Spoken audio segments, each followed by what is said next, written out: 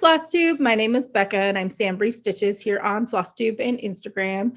And this is another special edition of Interview with a Flosstuber. Today, I'm very, very excited to be here with Susan Stanley. Her channel is Susan Stanley, A Stitch in Time. I really enjoy her channel because, for one, it's informative. It's very enabling as well. And she's always so positive and upbeat and bubbly in her videos. So it always just cheers me up whenever I watch her videos. If you love learning about like the history of samplers, or I think she's done some quilting history as well, seeing beautiful stitched pieces and also quilts, you should definitely subscribe to her channel, which I will link down below so you can go check her out. But how are you doing today, Susan? I'm doing great, Becca. It's fun to be here with you. Oh, good. I'm glad. I'm very excited that we get to talk and learn a little bit more about you. So let's jump into the questions. The first one is, why did you start a floss tube, and were there any particular motivations? I started a floss tube because when COVID hit, before COVID, I was teaching at some local quilt shops, and I thought I loved the textiles, but really I loved the textiles and the people. And I went home from being able to teach because of COVID and just kind of got into this black hole of aloneness. And a friend, actually one of my students, said, "You should check this thing out called Flosstube. You might like watching it."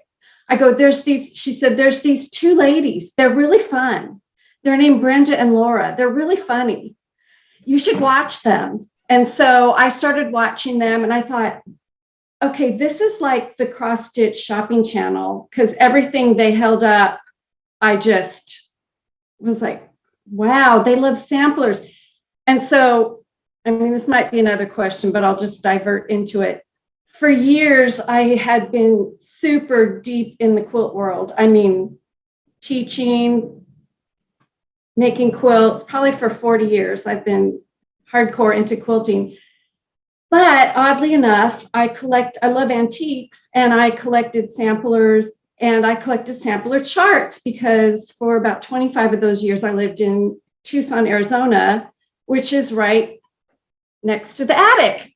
And so I had friends who were quilters and stitchers, but I just felt like I couldn't keep up with both. But just to pacify myself, I'd buy the charts. So I have a nice collection of charts that have never been stitched.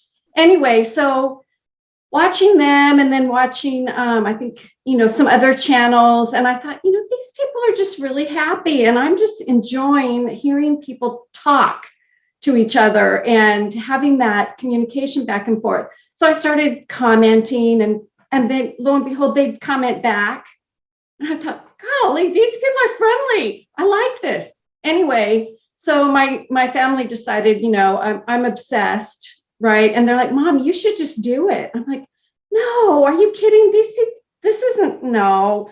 They're like, Mom, do all the stuff you love, the quilting and the antiques and the textiles and all the stuff that you love. Just do it. And if nobody wants to watch, at least. So anyway, so I tried it, and I was a nervous wreck. I thought, oh, crazy. But it was actually really fun because I realized, I think I said this in my first floss tube, I have this high need to talk to people. And even if it's to a camera, yep.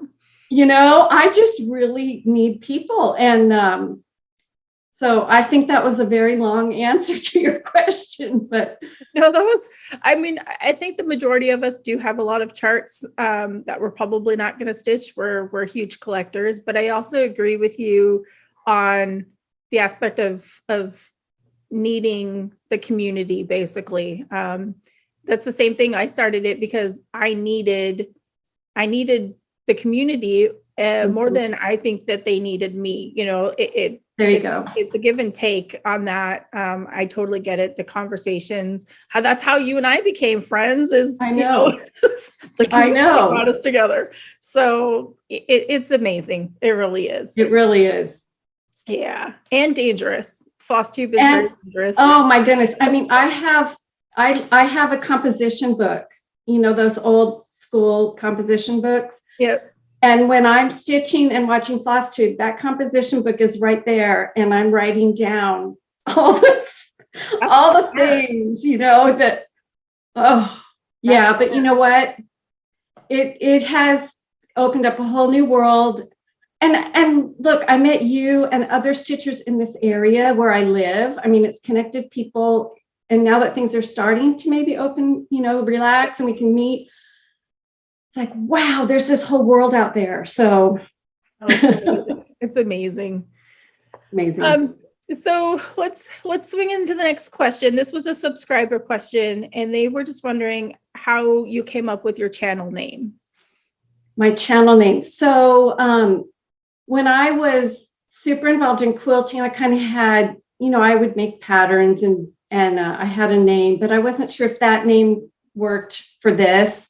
And I wanted something that gave kind of a play on words, but also gave the feeling of, time, like this craft of this textile art and all this stuff that we do has existed over centuries. And I wanted to portray that connection somehow. And so, it probably wasn't the absolutely most creative name, but if I sat there and thought about doing this floss tube and creating the perfect name, I never would have done it. So I just thought, okay, Stitch in Time. I'll put my name on it. I didn't even check. Now, afterwards, I found out there's a shop in Australia with a very, I think they are very close, A Stitch in Time. Anyway, here we are, and I'm off and running. So perfect name. It goes for quilting, it goes for cross stitch, it goes for everything. I think there's another channel that just has Susan Stanley, but spelled differently too. So when you put it all together, it just makes it uniquely yours. Well, there you go. Yeah, yep. There you go. Yep. So how did you learn to stitch, and how long have you been stitching? I dug through my box of stuff because I have this little purse that I made when I was 4 years old. Oh, wow. My mom was a prolific seamstress. She made clothing. And back in the day, when I was a little kid and my parents would go out on dates, but they would dress up, and my mom would make dresses. She would bead the bodice, and she'd make them out of satin and silk and, beautiful, beautiful things. And I just was probably watching her at the table, and I would cut the scraps up. And I do remember learning to use a needle, a big, fat, sharp needle. I remember stabbing myself a million times, but this purse was basically just a tiny little, it's about this big, little pouch with a drawstring top and a piece of rickrack for the strap. It's probably a purse for a doll. It wasn't usable because I stuffed it with polyfill. Oh, okay. Yeah. Anyway, so stitching was always a part of my life. My mom was always doing things, but a lot of sewing. And I learned to sew on a machine at a really young age, which was not always fun. I remember making pajamas. I don't know how old I was, maybe 8. I was sewing pajamas and it wasn't going well. And I remember ripping it out of the machine and throwing it across the room. I'm at that point now. So, yeah, I mean, anyway, so I just can't remember, honestly, a time when I wasn't using a needle for something. Wow. Yeah. Such an amazing childhood, learning to grow up sewing and wow. I wish I had that. That would have been incredible to be able to make stuff at the age of 4. That's crazy. It was crazy. Now, my sister, on the other hand, is very, very artistic. She's very gifted, but you put a needle in her hand and she immediately starts shaking and crying like she doesn't want anything to do with sewing. So it's just funny. Yeah, interesting. Yeah. Very cool. So do you have a favorite project that you've stitched so far? Okay. So, I'm new to this. I did. So when I first started cross stitch, I was probably 20. Okay. I'm 61. I'll just tell you, right? I'll just say it. It's okay. Really? You look so young. So really like got heavily into quilting right after that. And it's a shepherd's bush, and it was on an even weave. And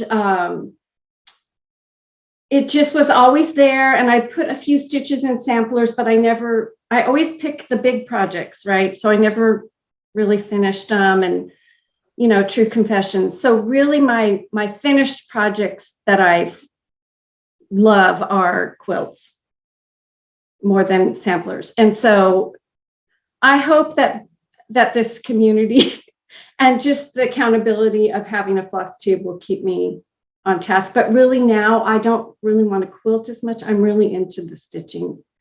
So my favorite quilt is my Dear Jane.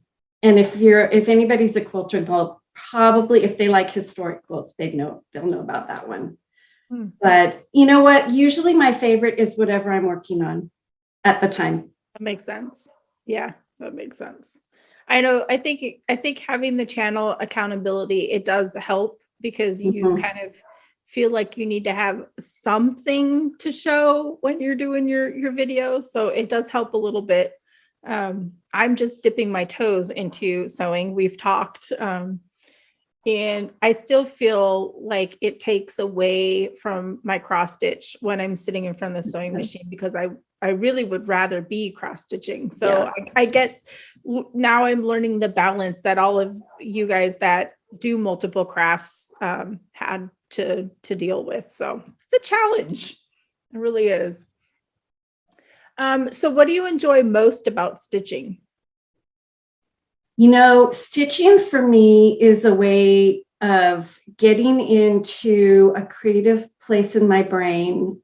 It's a world of color and motifs and combinations of colors and fibers, and it's far from anything else going on around me. So when my kid, raising kids, it would be my way of just calming myself, finding an escape, and doing something that I just thoroughly love. It's very cross stitch to me, and any kind of handwork is so meditative. I just feel like I'm really refreshed by doing it. Yeah. And I think a lot of stitchers probably can share that feeling. Yep, definitely. But it's just, it's creating something beautiful that's lasting. I've cooked a ton of really great meals, but then they're gone. All the other things I do are so temporal, but that hopefully will be something that outlasts me. I love that. And I think that's why I started stitching some of the samplers, the newer samplers, is because I have that mindset of, I want something to stay in the family that I made, that, that I put so much love and work into, that's helped me through different things. Yeah. So I love that so much. So we're going to get out of Stitchy Talk a little bit and kind of learn a little bit more about you. And so what's your favorite genre of book or movie? It's so fun to listen to all your interviews, because everybody, we're just all kind of cut from the same cloth in that way, right? Oh, crazy. Of course, it's historical fiction and fantasy. I don't know why. Maybe it's the creativity behind stitching and the creativity in those genres, but of course historical fiction, and especially if there's anything to do with like textiles in the book, I'm all over it. Yeah. But I grew up, in high school, Star Wars came out, and I'm just a huge geek when it comes to all that stuff. So it's so crazy how we're all so similar, not just stitching, but just the outside, activities. It's crazy. I know we all stitch different things, but at the heart of it, I think we all relate to the meditativeness of a needle and the creativity, and wherever it takes you in your brain when you're doing that, it's a happy place. Yep. 100%. So speaking of a happy place, do you have a fictional place that you'd most like to go to? Well, I was thinking about that a lot when you suggested that might be one of the questions, and I think Rivendell in Lord of the Rings. I think I'm an elf at heart. I think I would fit right in. I could stitch forever and maybe finish some of the things I've started. And it's so tranquil. That's like It's so peaceful. There's, beauty all around, drip water. I don't know. Yeah. Yeah. There's a few others that would be right there with you. It could be like a little stitchy retreat in Rivendell. That sounds good to me. And I could do that. Yeah, that would be awesome. So if you could choose to do anything for a day, what would it be? I would want to time travel. I don't know if you want a real answer, because that hasn't been invented yet.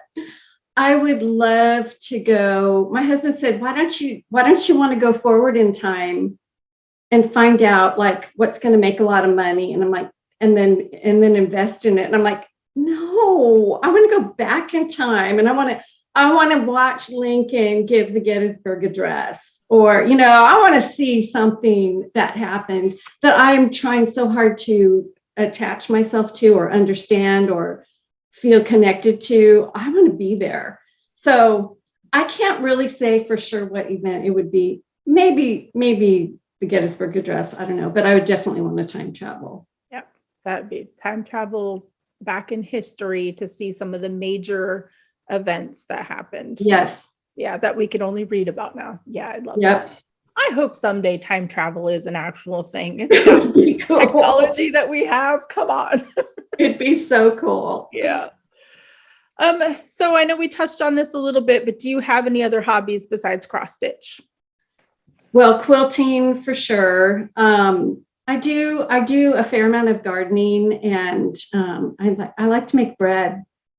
Oh, I really like to make bread. It's a different muscle with your hands kind of activity, and it's just, I don't know. I mean, it kind of connects you to the earth and life. It's just such a basic food source. And anyway. Yeah, I could see how that could be meditative a bit too, with like it is the dough and stuff like that. Yeah. Yeah. It really is. It gets in the way of my stitching though, because you don't want to have sticky dough on your hands and then go back to your stitching. Yeah. So usually I'll have bread going, rising, and then I'm stitching. And so I'm like, okay, it's time to knead the bread again. I've got to be really, really careful that I've washed, everything off before I go back. And there goes that balancing act again. Oh, that balance, Becca, honestly, I wish I had because I don't stitch monogamously either. Like when I start a project, I wish I could be more single focused and plow through, but it's just not my way. So it's okay. Yeah. Yeah. I used to be monogamous, but I like switching the projects up and seeing little bits come to life. Although I'm one of those that I enjoy the stitching, but I want to see it done and on display. Yeah. That's me. Like I want it done.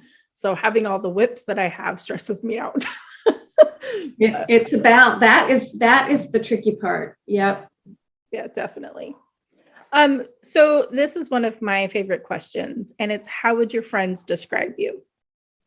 Oh my goodness. Probably I'm pretty excitable. I get pretty excited about whatever I'm doing. And I think they would say I'm loyal. I'm there for them when they need me.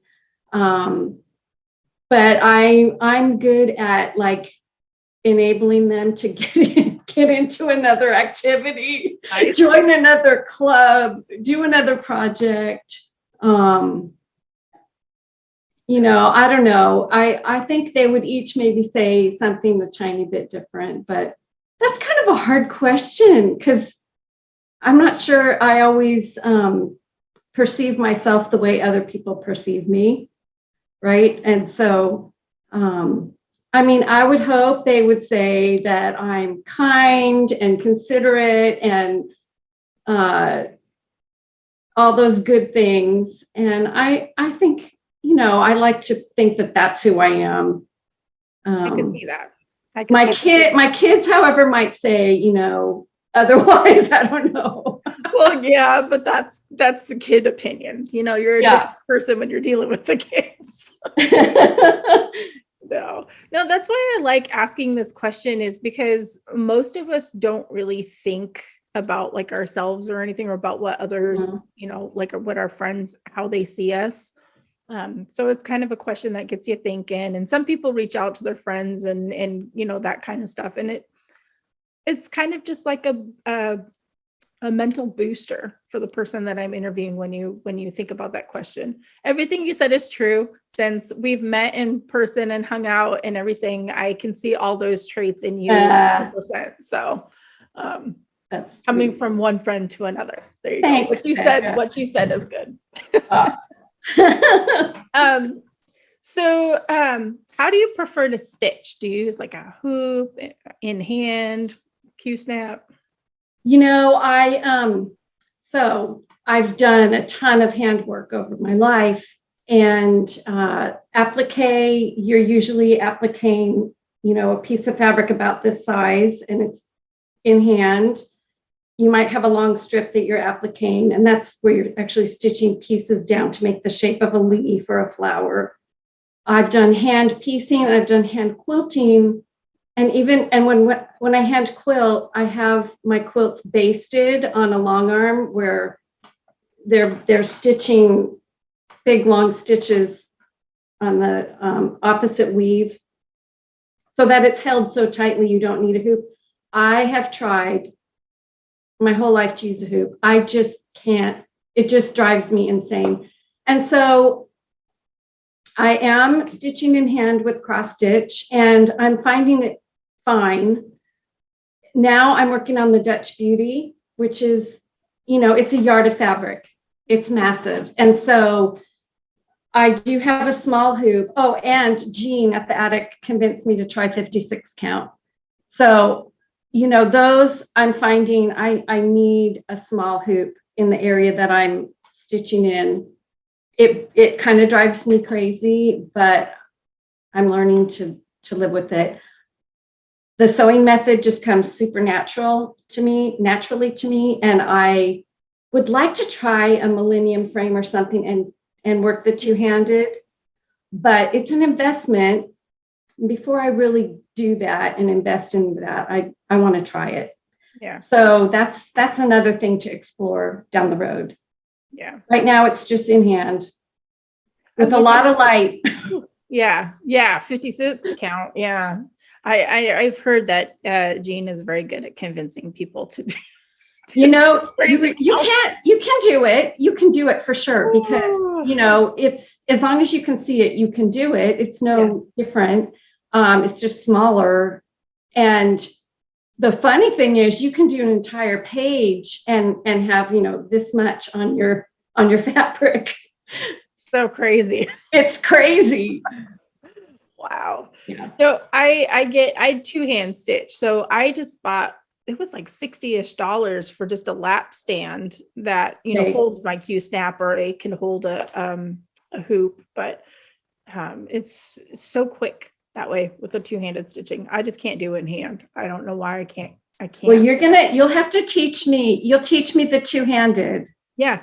And I'll help you get set up on your sewing machine. And okay, then we'll all there we happy. go. Deal done. Do you have a preferred fabric that you kind of lean towards, or are you kind of open to anything? Did you say preferred fabric? Yeah. I like 40 count. I like Picture This Plus. I love Lakeside linen. I do have a lot of 36 count. And now I'm being really careful, because if the chart has over 1, I prefer to stitch it on 36 or like 32 even. And the like I look at the antique samplers that I have, and I love them. And they're this coarse weave of linen that was probably hand woven and big, huge holes. And I love them. So why am I always trying to recreate something else? So I'm kind of playing with doing even some wool, stitching with wool, and trying some other things on lower count. Mm-hmm. But right now, I mean, my favorite go-to would be 36 or 40, but Nice. that could change. Yeah. I mean, yeah, our tastes do change, so it happens. So do you have a favorite place that you've traveled, and did you bring any sort of stitching or handwork with you when you went? I bring handwork everywhere that I go. I don't always get to it, but it's always there. It's always with me. I have kind of a car project that's easy to see. Mm-hmm. So gosh, it's hard because I haven't been anywhere for so long. It's hard to know, right? It's hard to say. The last big trip I had a friend who was living in London, and I went to visit her, and I brought stitching, and I kicked myself for not buying more when I was there. There were a lot of needlepoint shops, beautiful needlepoint shops in London that I went to, and I didn't buy anything. So, Oh, yeah. wow. You had some restraint. Or It was fun to see. Well, I mean, and like, again, I was so into quilting. I bought some fabric at Liberty of London, so I was super into that. And I don't know, sometimes you reach a point where you have so much, you just think, what am I've kind of narrowed my collection down a little bit. So I feel a little better about if I buy something, it's more deliberate, but there's, of course, not with cross stitch right now. I'm buying everything. It's funny because I'm trying to be more deliberate with my cross stitch now because, I have so much that if I buy more, am I actually going to use it soon? Yeah. So yeah. That's funny.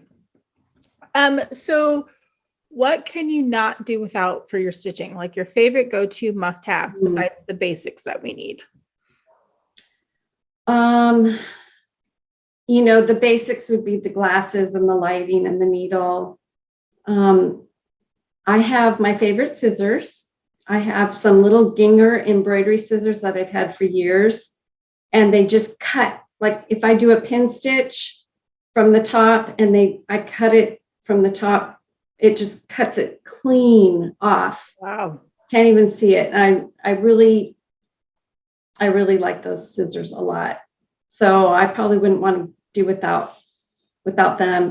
And then I have this little like cushion that I put under my arm because I do stitch at the table, which is probably strange. People, with the hoop and the setup of two-handed stitching in a chair is different than I spread it all out. I clean the table up, I move everything, and I lay my fabric out and I roll it to the point where I'm going to stitch. And then the edge of the table is sharp, so I like to put this little pad down there. So those are probably my two go-tos. Yeah. Mm-hmm. Yeah, I could see that. I sit on a couch, but I think sitting at a table, you have more back support. I think the back and the neck and the shoulders. Because even with like my husband got me like this big back pillow thing or whatever, it still doesn't have the support, and I always get achy and sore. So maybe I should try sitting at a table and seeing if that helps, or a more sturdier chair. I still get achy and sore. I probably sit there too long. Yeah, is part of it, and my posture gets worse, as I've been there longer. Yep, mine does too. I mean, we're going to have to create a whole body pillow to prop ourselves up. Yeah, somebody should do that because they have those big back pillows that have like the little arms on the side, which is what I have. Costco sold them. But we need something that like kind of wraps around us that we can somebody needs to invent that. Somebody needs to do that. There we go. So how do you decide on what you're going to work on next as far as projects go? So I'm by nature, I'm very, what am I feeling type of stitcher, like what am I feeling for that day? But I'm trying to be more deliberate. And so this year I made a year-long goal of a major project I want to work on each month, and then a secondary project for each month. And then if those are finished, I can work on a small or something else. Now it's only February, and so far I'm doing great. Nice. Okay. I thought that was going to take a turn. But I am very much, I'm very seasonally driven. I think that's one thing that I have so loved about this community too, is everyone is so into the seasons and stitching for the season. And because you really are drawn to that at the time. I don't want to stitch Christmas in the summer, even though I know it's smart to do that. So I'm trying to be more deliberate, but I am very much led by my feelings. Yeah, that does make sense. I think that's all of us. I mean, I'm seasonally and kind of holiday driven, as you can see from behind, but I try to do it at least a month or so ahead so that I have it stitched and finished the month ahead. But I don't know. I'm starting to get drawn into just wanting to stitch more of the non-seasonal pieces, like my bigger pieces and stuff like that. So they take a long time. Most of it, like some of my quilts, I have one quilt that took me 5 years, but I don't mean 5 years straight, because like I said, I don't. Yeah. So I'm very like I'm a marathon project stitcher. It's going to take a long time. There's going to be a point where I just get tired of it. I'm just going to have to push through. And then eventually I'll get over the hump and it'll be done. But most of my projects we're looking at years, or at least a year. What is that? I don't know. That's like some kind of crazy, but. Yeah. Well, you like the bigger, beautiful pieces. And so, they may take a lot of time, but they're going to look amazing when they're finished and on display and in your family for years and years and years. We hope. I do like to finish, but I am so satisfied with the process. Yeah. The process for me it's what it's all about. That makes sense. Yeah. Love that. So, before we get to the last question, you actually came up with this question, so I popped it in here, and I'll probably keep it for the future ones because I like it so much. So I'm just curious that what is something that not many people know about you? Well, there's a couple things. I don't know if that's pertinent, but here we go. So in my former life, I worked with people who had hearing impairments or hearing challenges, hearing loss, deaf and hard of hearing. And so I communicated in sign language all day. And so I'm fluent in sign language, and I don't get to use it very often anymore. But I thought, when I worked at a quilt shop, there were a few customers who were deaf that would come in. It would just make my day because, we would just go at it. And so I thought, well, people probably have no clue about that. And I thought, well, that's interesting. And then when I was asking a friend, what would your friends say about you? She said, you should tell them that you're ambidextrous because it really freaks me out. And so when I'm cutting with a rotary cutter, I can cut with the right hand, and then I move the ruler over with my right hand and cut with my left. And I can stitch. I know. And I write with my left hand and I stitch with my right hand, but I can stitch with my left hand too. And so I can stitch the border with my right hand and then come over and stitch the other border with my left. So cool. I don't even think about it, but she said, it's so freaky for me to watch you. You should tell everybody that. That's so funny that you said that, because I write left-handed, and like I'll throw a ball or I'll do most of the stuff with my right hand, except I still stitch left-handed. But like, so I'm kind of ambidextrous. Yes, you are. Ambidextrous. So that's so cool that we have that. That is so cool. I guess my grandmother could take 2 pencils and write her name like this. I so like I have some areas where I just can't quite, that doesn't work for me, but yeah, isn't that interesting? I mean, and it's just something that you're born with. I don't think you can create it. Well, the funny thing with me is, so, I mean, obviously I was born left-handed, but when I was in kindergarten, and I remember this to this day, Mrs. Young was my teacher, and it drove her crazy that I was left-handed. So she kept trying to get me to write right-handed, so, because we learned letters and all that. And so I don't remember a whole lot of all of it. I just remember that part, but I can't really necessarily write right-handed anymore. Like I'm better at left-handed, but most of the other stuff that I do is right-handed. So like it was pushed upon me to try to be right-handed, but it didn't happen. At least it was. Yeah, it was. I mean, 100 years ago, you would have to, your left hand would have been tied behind your back and you had been forced. So, I mean, we're really lucky now that people understand your brain is wired the way it's wired. And I think for what I've read, and I don't know if this is true, but with like left-handed people tend to use their creative side more or something like that is what I was reading about. So makes us more lucky. Yeah, I guess so. I mean, who knows? This is a question. I mean, how many cross stitchers are left-handed or right-handed? It just makes you wonder. Yeah.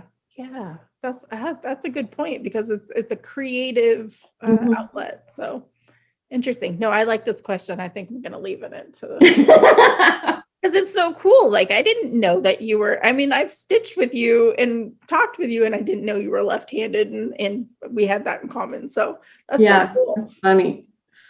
All right. Last question. Okay. This is, what is the best thing that has happened to you within the past couple of years?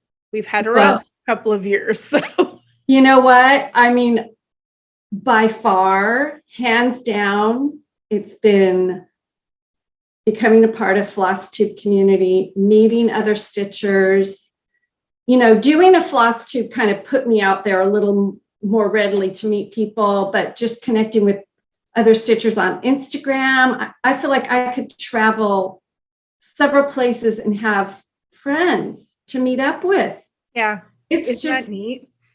I know, it's so neat. And just knowing you're like in my area and other folks who stitch up here, it has really gotten me out of I think I could have been in a huge slump without it. So definitely cross stitch and the cross stitch community, hands down.